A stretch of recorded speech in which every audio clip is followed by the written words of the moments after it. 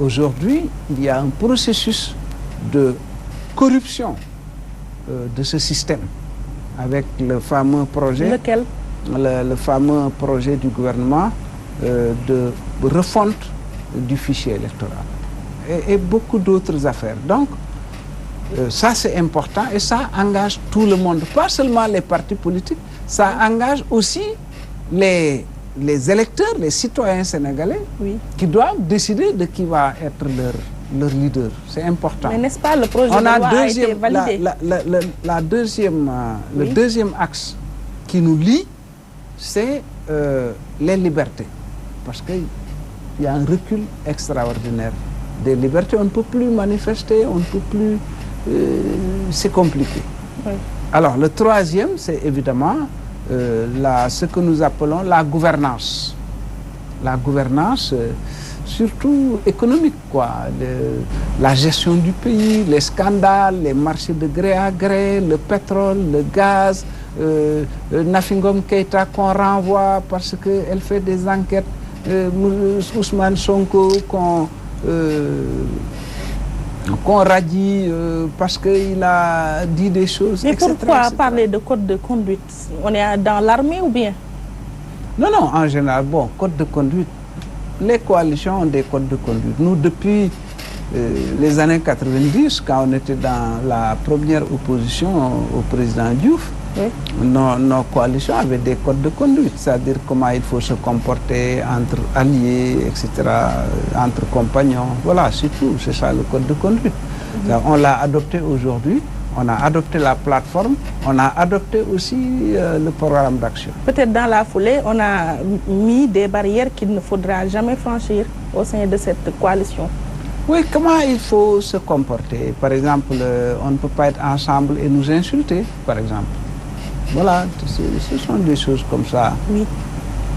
De la sorte, on a l'impression que votre structure répond à l'appel du président Wade depuis Versailles, qui a appelé à l'union, mais aussi à peut-être avoir plus d'agressivité par rapport face au régime du président Macky Sall. Bon, on avait déjà enclenché cette procédure depuis assez longtemps déjà, hein.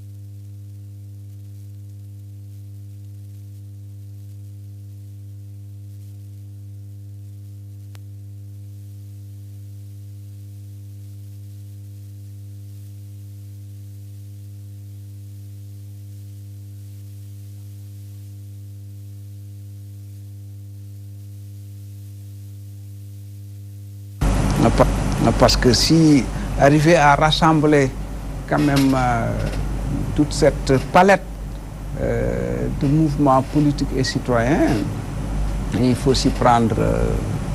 Voilà. Donc on a travaillé là-dessus. Le président Wade, que j'ai vu récemment donc à Versailles,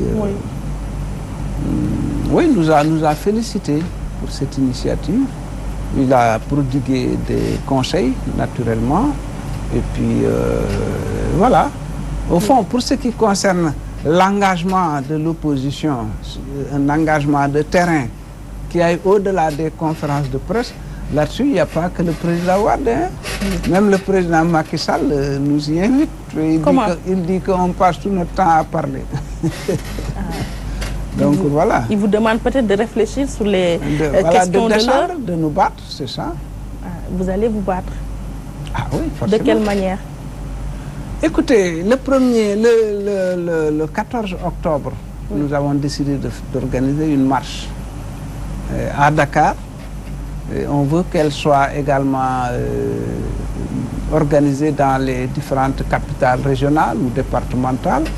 On va demander aussi à tous nos militants de la diaspora de s'organiser, chacun là où il est, de s'organiser pour que le 14, C'est quoi l'objet de cette marche? Mais c'est ce que je vous ai évoqué tout à l'heure. Je vous ai dit qu'on a une plateforme en 3 points. Donc, ce sont des préoccupations. Nous voulons que le processus électoral soit refiabilisé. Parce que là, maintenant, il est gravement atteint. Donc, il faut régler ce problème. Oui. Que les Sénégalais qui choisissent et que les acteurs politiques qui demandent aux Sénégalais de les choisir, que ce système-là soit de nouveau fiable, que les gens puissent avoir confiance dans leur façon d'élire leur leader. Ça, c'est un. On va se battre pour ça. Deuxième élément, je vous ai dit, les libertés. Justement, on va faire une marche. Elle sera interdite, probablement. Et vous allez la tenir? Depuis 2012, le président n'autorise aucune marche. Voilà, les marches sont réprimées.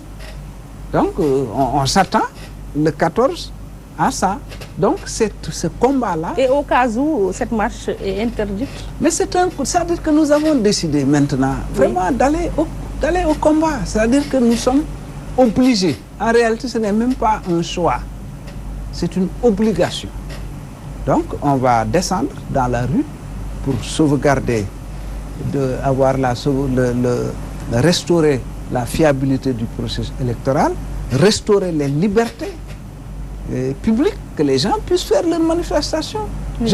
Tout à l'heure, je disais à un de vos collègues, de vos confrères, que même les populations ne peuvent pas faire de manifestations. On vous tombe dessus.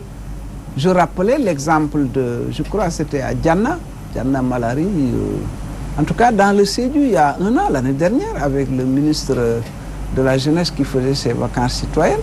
Les jeunes sont sortis pour demander de l'électricité pour leur village.